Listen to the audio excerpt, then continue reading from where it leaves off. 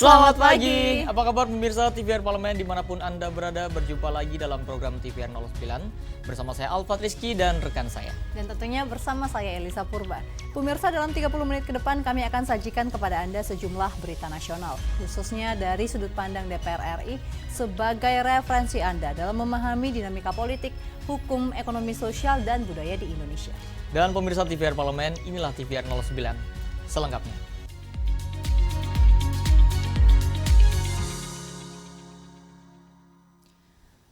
Pemirsa, Komisi 6 DPR RI meminta Kementerian Perdagangan untuk menertibkan fluktuasi harga komoditas pangan di beberapa daerah yang mengalami kenaikan.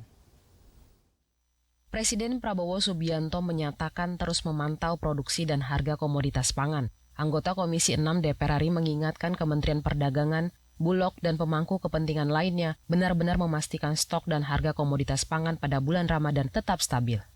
Kawendra Lukistian meminta Kementerian Perdagangan menertibkan fluktuasi harga komoditas pangan di beberapa daerah yang mengalami kenaikan. Tindakan itu untuk memastikan masyarakat bisa tetap membeli komoditas pangan dengan harga yang terjangkau. Di sisi lain, Kawendra mendorong pemerintah aktif melakukan pembaruan atau update secara berkala sehingga masyarakat bisa mengetahui perkembangan harga komoditas pangan secara jelas. Kementerian Perdagangan dan juga Perum Bulog untuk memastikan kestabilan harga dan stok terjaga gitu. Dan memang tadi juga teman-teman anggota Dewan yang lain menyampaikan bahwa ada perbedaan-perbedaan harga dari berbagai komoditi yang ada, dan tentunya kita minta teman-teman dari Kementerian Perdagangan untuk bagaimana menertibkan ketika ada harga itu berbeda. Dan barusan sudah banyak masukan dari kami dan akan melakukan berbagai upaya untuk terus memberikan yang terbaik untuk masyarakat seperti itu. Ya, barusan juga teman-teman dari Kementerian Perdagangan dan Bulog dan beberapa pihak lainnya sudah membentuk Satgas Pangan. Di sana ada law enforcement juga dalam penegakan hukumnya. Jadi ada teman-teman penegak hukum yang memang bisa dilibatkan ketika ada hal-hal tersebut yang terjadi. Seperti itu. Penimbunan itu artinya sudah melanggar aturan seperti itu. Kawendra Lukistian juga mendorong pihak-pihak yang tergabung dalam Satgas Pangan berani menindak tegas tanpa pandang bulu oknum-oknum yang terbukti melakukan pelanggaran seperti melakukan penimbunan. Helmi dan Rifki, TVR Parlemen, melaporkan. Anggota Komisi 2 DPR RI menilai sebagai lembaga penyelenggara seleksi penerimaan aparatur sipil negara, Badan Kepegawaian Negara seharusnya mendapatkan anggaran yang lebih besar. Pada tahun 2024, pemerintah telah mengangkat 1,68 juta tenaga honorer seluruh Indonesia menjadi ASN. Meski begitu, anggota Komisi 2 DPR RI menilai cakupan BKN regional dan keterbatasan anggaran dalam APBD masih menjadi kendala dalam proses penerimaan P3K tahap 1. Taufan Bawe mengatakan ada beberapa daerah yang membatasi kuota penerimaan ASN melalui jalur P3K karena minimnya anggaran Pemda, sehingga tidak mencukupi untuk pembayaran gaji ASN terutama P3K. Hal tersebut menyebabkan penerimaan P3K di daerah menjadi tidak maksimal. Ada beberapa hal. Pertama terkait penggajian dari P3K itu sendiri. Karena sebagaimana kita ketahui tidak semua daerah-daerah yang ada di Sulawesi Selatan ini punya kemampuan fiskal yang memadai. Ini dibahas secara serius tadi di forum. Sementara itu, menurut Aus Hidayat, sebagai lembaga penyelenggara seleksi penerimaan ASN, Badan Kepegawaian Negara seharusnya mendapatkan anggaran yang lebih besar. Dengan begitu, BKN bisa melakukan seleksi penerimaan P3K dengan maksimal sesuai kebutuhan daerah yang dicakup oleh kantor regional BKN. Masing-masing kantor itu menangani wilayah yang terlalu luas, sehingga tidak fokus mengerjakan apa yang seharusnya dilakukan dalam rangka untuk menaikkan dari honorer menjadi P3K atau menjadi ASN. Dan ini mengganggu sebetulnya pemerintahan Pak Prabowo Subianto di masa yang akan datang. Seharusnya ini mendapat perhatian yang serius, terutama sekali masalah pemangkasan anggaran. Seharusnya BKN termasuk yang tidak dipangkas anggaran. Dari Sulawesi Selatan, Ferdian Nurrahman, TVR Parlemen, melaporkan. Pemirsa, pemerintah berencana memberikan modal 500 juta rupiah bagi UMKM yang terlibat dalam program makan bergizi gratis. Kami akan hadirkan informasinya sesaat lagi, tetaplah di TVR 09.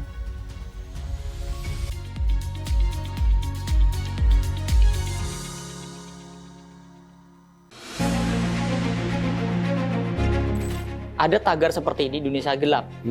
Bahkan direspon kau yang gelap. Kabur aja dulu, ada yang merespon, ya udah kabur aja. Kalau bisa jangan balik lagi. Nah, respon-respon seperti ini apakah sudah betul Pak untuk menanggapi tagar-tagar seperti ini Pak? Saya nggak mengatakan hal-hal yang kasar dalam respon komunikasi. Ya. Oke. Tapi beberapa pejabat kita nggak baik. Pernyataan-pernyataan yang harusnya nggak keluar. Pekerja formal turun jadi orang miskin. Iya. Oke. Lalu PHK di mana-mana, Iya. perusahaan tutup. Gimana nggak gelap? Bapak menilai gelap. Iyalah. Itu sebenarnya program-program pemerintah itu bagus-bagus loh Pak. Tapi program-program yang bagus ini kenapa selalu mendapatkan sentimen yang negatif di masyarakat? Apa yang salah? Ya bagus dalam hal tertentu, tapi nggak Oke. semuanya bagus. Saya tidak terlalu yakin dan tidak terlalu senang dengan birokrasi yang gemuk. Kalau mau efisien, mestinya birokrasi harus efisien dan efektif. Jadi Indonesia gelap atau tidak Pak? Ya kita tunggu waktu aja tuh. Tunggu waktu. Iya, dan saya berharap tentu harus terang dong. Hanya di TVR Parlemen.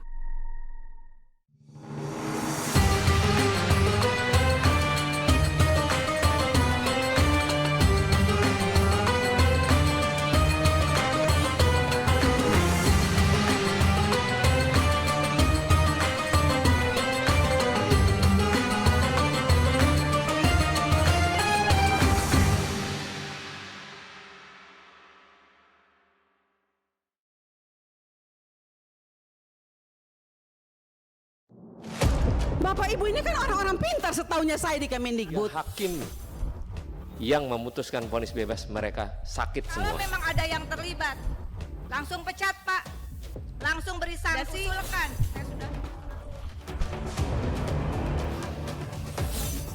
Saksikan dari ruang sidang hanya di TVR Parlemen.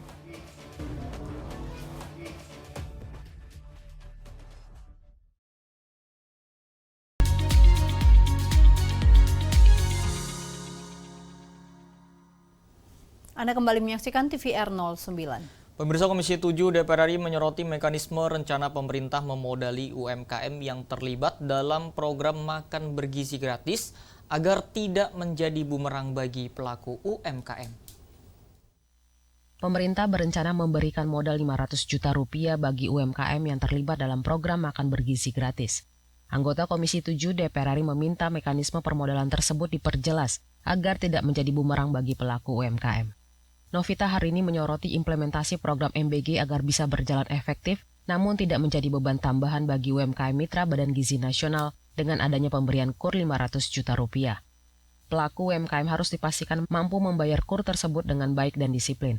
Selain itu, perlu kejelasan pengelolaan KUR tersebut akan dikelola pemerintah daerah atau himpunan bank milik negara atau Himbara. Kepada publik tentang pemberian atau pendistribusian KUR sebanyak sampai mungkin 500 juta untuk mendukung pelaksanaan program MBG. Nah, ini harus menjadi catatan, ini tidak boleh menjadi beban tambahan terhadap pelaku-pelaku UMKM yang terlibat dalam ekosistem MBG. Maka dari situ saya dan teman-teman Komisi 7 menanyakan bagaimana mekanisme yang akan diberlakukan dalam pendistribusian KUR senilai 500 juta kepada pelaku UMKM. Apakah dipastikan bahwa pelaku UMKM ini mampu membayar dengan baik dan disiplin ke depannya. Jangan sampai ini menjadi beban tambahan bagi pelaku UMKM. Dan juga ada keterlibatan Kementerian UMKM. Rencana pengucuran modal awal 500 juta rupiah bagi UMKM disampaikan langsung oleh Menteri UMKM Maman Abdurrahman. Pendanaan ini akan berasal dari bank yang bekerja sama dengan pemerintah. Pemerintah melihat ada 30.900 UMKM jasa catering yang berpotensi terlibat dalam program MBG. Arif Naka, TVR Parlemen, melaporkan. Kita beralih ke Komisi 3 DPR RI pemirsa yang menilai Polda perlu membuka pelayanan publik di hari libur untuk mengakomodir para pekerja yang tidak bisa mengurus administrasi dokumen pada hari kerja. Meski telah menyediakan fasilitas pendaftaran permohonan dokumen secara online, pencetakan dan pengambilan dokumen khususnya SKCK dilakukan langsung di kantor polisi. Anggota Komisi 3 DPR RI mengusulkan kepolisian di seluruh daerah membuka pelayanan publik di hari Sabtu dan Minggu. Hal ini untuk mengakomodir para pekerja yang tidak bisa mengurus administrasi dokumen pada hari kerja. Menurut Habib Abu Bakar, pencetakan dan pengambilan dokumen yang masih harus dilakukan di kantor kepolisian pada hari dan jam kerja menyita waktu pekerja kantoran karena harus meninggalkan pekerjaannya. Kondisi itu membuat masih beredarnya jasa calo ketika pekerja tidak bisa meninggalkan pekerjaannya. Opsi membuka pelayanan publik di hari Sabtu dan Minggu akan sangat membantu pekerja dalam mengurus dokumen dari kepolisian. Tentu menjadi perhatian kita bahwa tidak semua orang bisa mengurus administrasi seperti ini pada jam kerja, Pak. Tidak bisa. Jadi kalau disambut itu, masyarakat juga bahagia. Ya. Karena mereka harus kantor, akibatnya mereka harus mengurus administrasi seperti SIM atau mengurus KCK, pakai jasa calo. Karena tidak ada waktu susu. Nah, apakah bisa dilakukan transportasi pelayanan publik, Pak?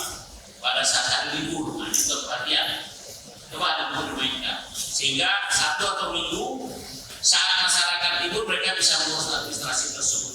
Ya, saya pikir ini yang menjadi perhatian kita dari segi pelayanan publik. Habib Abu Bakar menambahkan, dengan membuka pelayanan publik di hari Sabtu dan Minggu, kepolisian telah meminimalisir bahkan memberantas praktik calo yang selama ini memanfaatkan celah jam layanan publik tersebut. Dari Kalimantan Selatan, Ken Suari, TVR Parlemen, melaporkan. Pemirsa, Komisi 12 DPR RI menilai perlu adanya pembangunan infrastruktur yang memadai guna menangani banyaknya sampah di tempat pembuangan akhir. Komisi 9 DPR RI mendorong pemerintah segera buat strategi penyelesaian PHK massal PT Sri Rezeki Isman Tbk atau Sritek pasca dinyatakan pailit. Total ada sekitar 10.000 karyawan Sritek yang di PHK. Pemerintah saat ini tengah berupaya mencari investor yang ingin menyewa aset perusahaan Sritek agar aktivitas produksi pabrik tekstil tetap berjalan, sehingga ribuan pekerja dapat terselamatkan. Anggota Komisi 9 DPR RI Edi Wuryanto menyambut baik rencana pemerintah itu. Menurutnya, salah satu strategi penyelesaiannya adalah melibatkan Danantara sebagai penyalur dana investasi, mengingat eksistensi Sritek sangat strategis bagi pertumbuhan ekonomi nasional. Kan Pak Presiden sudah memanggil Menaker dan Menteri BUMN. Lalu apa gunanya dipanggil kalau tidak diajak untuk bagaimana menyelamatkan Sritek ini? Karena itu saya usul, pakai aja dana Danantara. Kan Danantara digunakan untuk investasi pada proyek-proyek strategis. Bukankah Sritek ini proyek strategis? Menyangkut sandang, ya kan? Menyangkut sandang. Jadi kalau ini berdampak pada perekonomian nasional dan hajat hidup orang banyak, saya kira Danantara tepat tuh masuk untuk investasi menyelamatkan Sritek. Kalau betul-betul pemerintah ingin membantu Sritek, dengan begitu maka Sritek bisa beroperasional kembali. Tapi jangan sampai harapan ini lalu melunturkan semangat untuk memenuhi hak-hak karyawan akibat dari pailit. Lebih lanjut, Edi berharap hak pekerja Sritek yang terkena pemutusan hubungan kerja dapat terpenuhi, mulai dari hak jaminan kehilangan pekerjaan, jaminan hari tua, dan BPJS Kesehatan. Rifki dan Helmi, TVR Parlemen melaporkan. Pemirsa, kasus korupsi Pertamina yang mencampur Pertalite dengan Pertamax menjadi isu yang banyak dibicarakan dan viral belakangan ini. Kejaksaan Agung mengungkap total potensi kerugian negara dari kasus korupsi ini mencapai 968,5 triliun rupiah atau terhitung hampir 1 kuadriliun. Pemirsa, informasi selengkapnya kami hadirkan usai jeda. Tetaplah di TVR 09.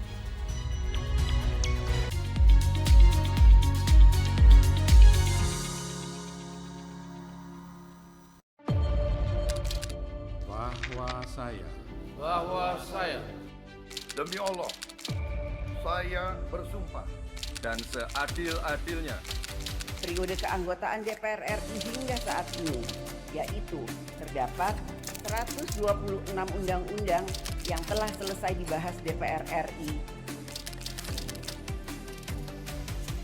Terima kasih rekan Elisa dan juga Danida. Pemirsa,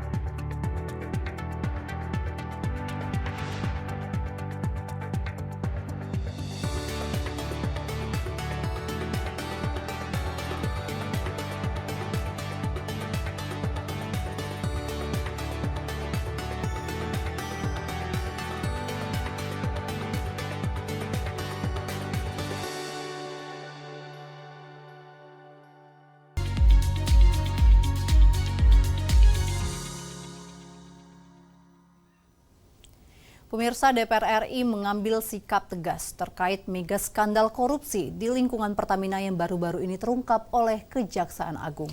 Terbongkarnya skandal korupsi ini harus menjadi momentum bagi Pertamina dan anak perusahaannya untuk melakukan reformasi tata kelola. Mari kita saksikan liputan mendalam yang telah dikemas oleh tim redaksi TVR Parlemen dalam segmen editorial Parlemen. Berikut ini.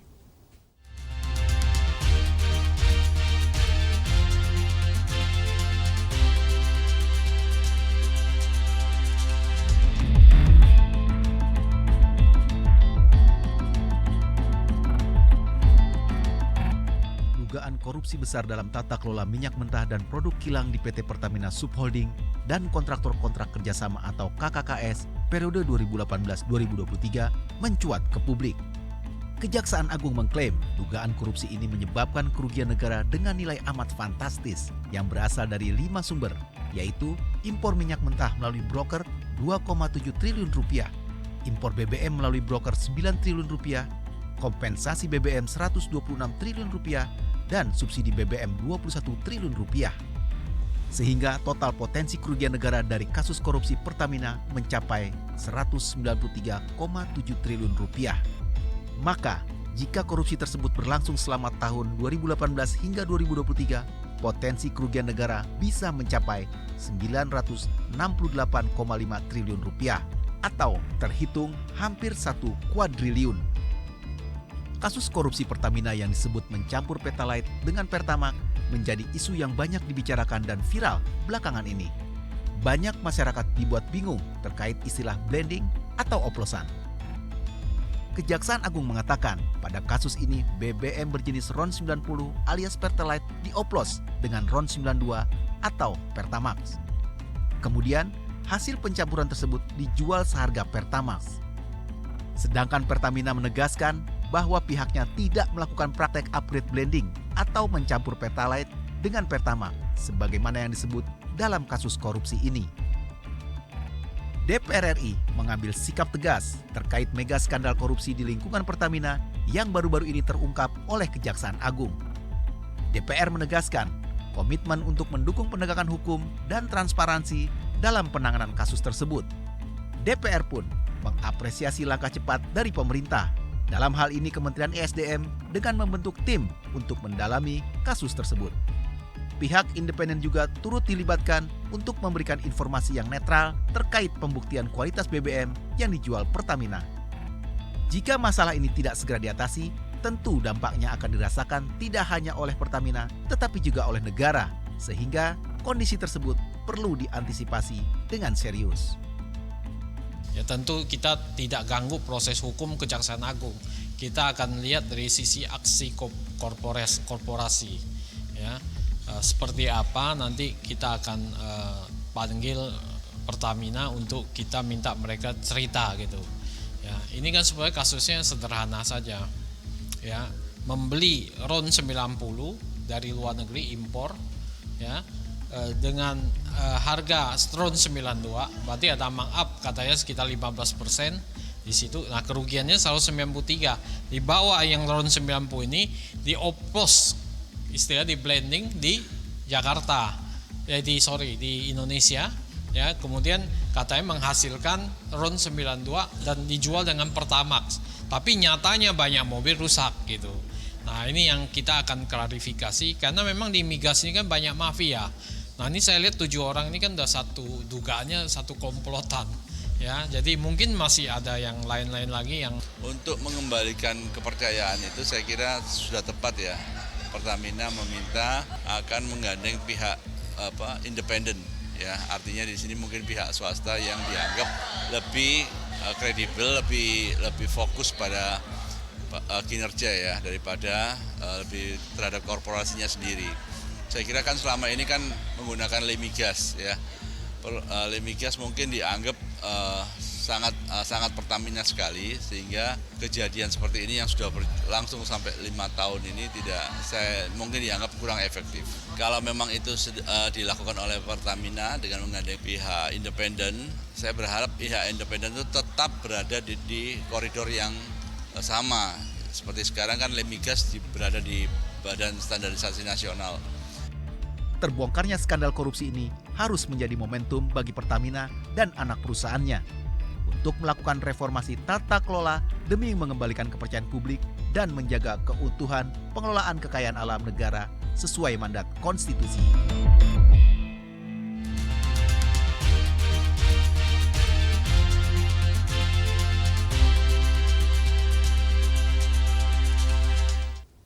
Pemirsa, zakat menjadi salah satu kewajiban yang harus dipenuhi oleh umat muslim. Dan sebagai bentuk dukungan dari amal baik ini, Setjen DPR RI meresmikan unit pengumpulan zakat pada 8 Maret 2023 lalu. Seperti apa mekanismenya? Jangan kemana-mana, tetaplah di TVR 09.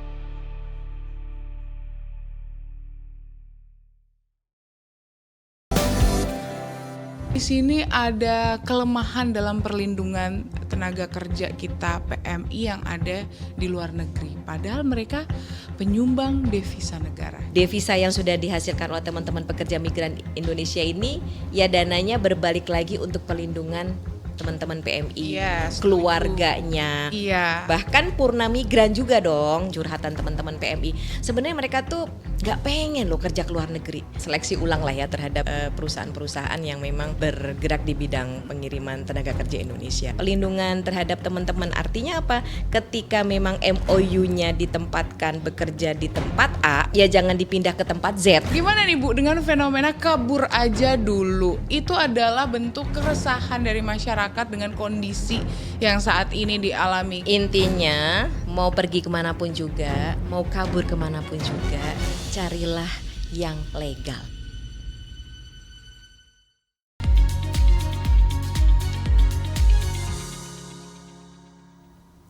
Terima kasih pemirsa, masih bersama kami di TVR 09. Pemirsa, peresmian unit pengumpulan zakat Setjen DPR RI diketuai oleh Indra Pahlevi. Ini merupakan ada banyak kegiatan penyaluran zakat perdana yang sudah dilakukan sejak 31 Oktober 2023 lalu. Hadir sebagai percontohan bagi seluruh DPR atau DPRD, baik tingkat provinsi maupun tingkat kota di seluruh Indonesia. Unit pengumpulan zakat Setjen DPR RI diharapkan dapat dikelola dengan profesional dan akuntabel sesuai akidah yang berlaku, sehingga dapat meningkatkan kepercayaan para pembayar zakat dan memberikan manfaat yang luas. Dan tanpa berlama-lama, mari kita saksikan bersama tayangan mengenai kiprah unit pengumpulan zakat Setjen DPR RI pada segmen Intips, Informasi dan Tips untuk Anda.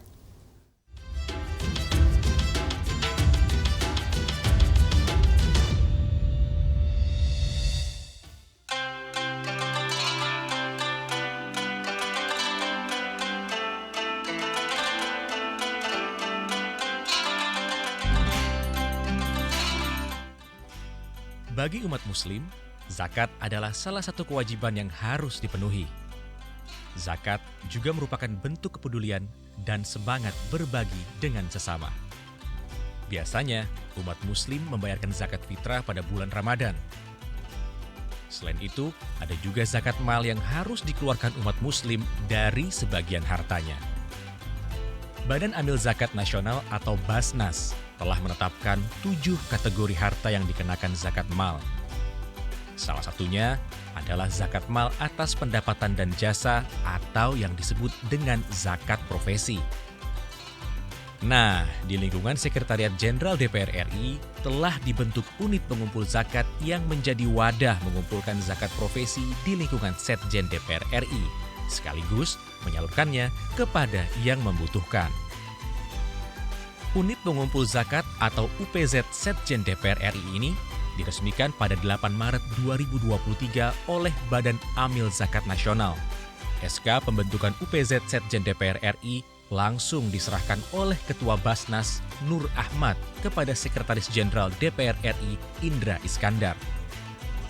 Ketua Komisi 8 DPR RI Ashabul Kahfi turut mengapresiasi kehadiran UPZ Setjen DPR. Menurutnya, UPZ dapat memudahkan aparatur sipil negara serta anggota DPR dan DPD untuk mengeluarkan zakatnya. Olehnya itu, kehadiran UPZ ini harus kita dukung sebagai bentuk tanggung jawab kita di dalam pengelolaan zakat dan penerimaan zakat, khususnya yang ada di lingkup DPR RI. Itu yang pertama.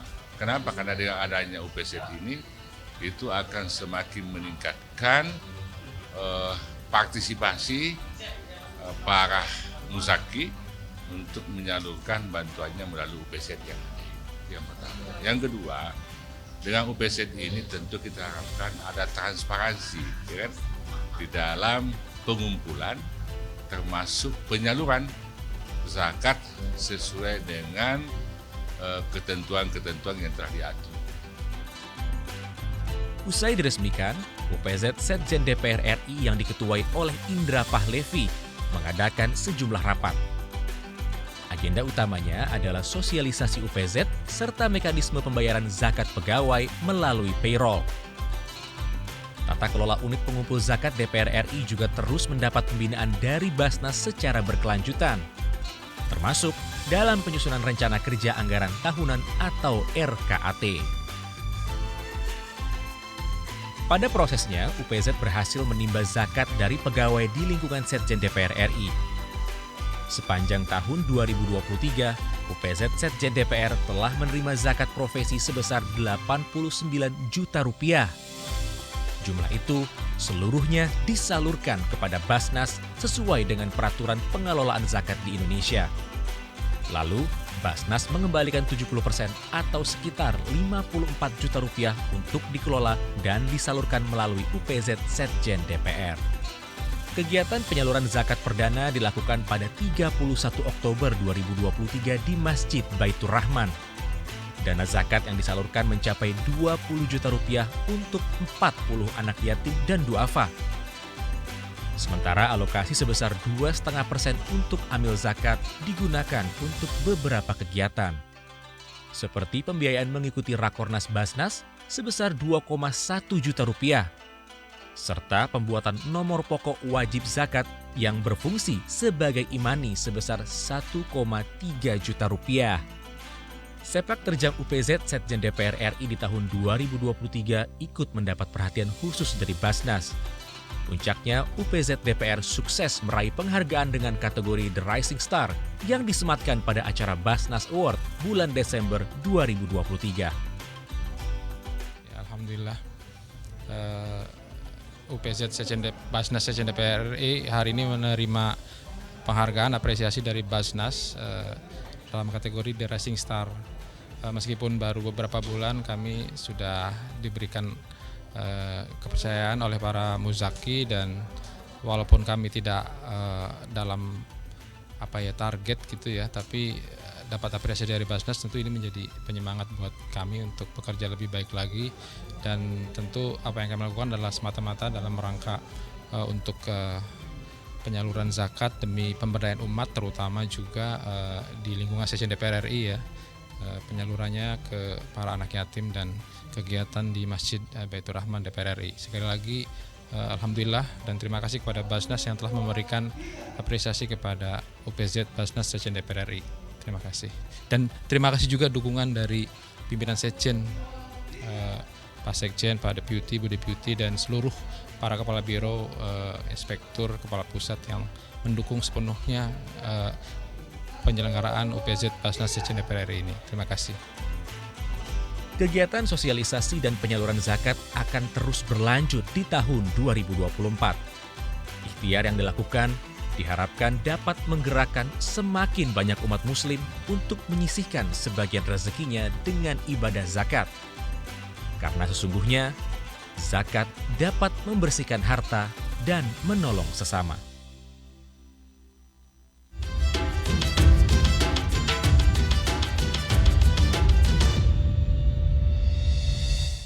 Itu tadi tayangannya untuk Anda pemirsa, dan di penghujung acara kami informasikan kepada Anda sejumlah agenda DPR RI pada hari ini Kamis 6 Maret 2025. Pada pukul 10.30 waktu Indonesia Barat, DPR RI mengadakan rapat paripurna dengan agenda, yaitu persetujuan terhadap permohonan pertimbangan pemberian kewarganegaraan Republik Indonesia, dilanjutkan dengan pengambilan keputusan dan penetapan keanggotaan Pansus Rancangan Undang-Undang, dengan pengelolaan ruang udara dilanjutkan dengan pengambilan keputusan. Lalu pada pukul 14 waktu Indonesia Barat, ada Komisi 4 DPR RI yang akan mengadakan rapat kerja dengan Menteri Pertanian Republik Indonesia guna membahas efisiensi anggaran Kementerian Pertanian dan juga isu-isu strategis dan aktual lainnya. Dan tentunya hari ini pemirsa, banyak agenda serta program DPR RI lainnya masih dapat Anda saksikan secara langsung di TVR Parlemen. Anda dapat menyaksikannya di YouTube TVR Parlemen maupun dapat mengakses di website tvrparlemen.dpr.go.id. Dan pemirsa TVR Parlemen, demikianlah TVR 09 edisi pagi ini. Kami segenap kru TVR Parlemen yang bertugas tentunya mengucapkan terima kasih telah menyaksikan. Ada saya Elisa Purba dan juga rekan saya Salvat Rizky. Pemirsa, sampai berjumpa kembali di TVR 09 selanjutnya. TVR Parlemen, Referensi Indonesia.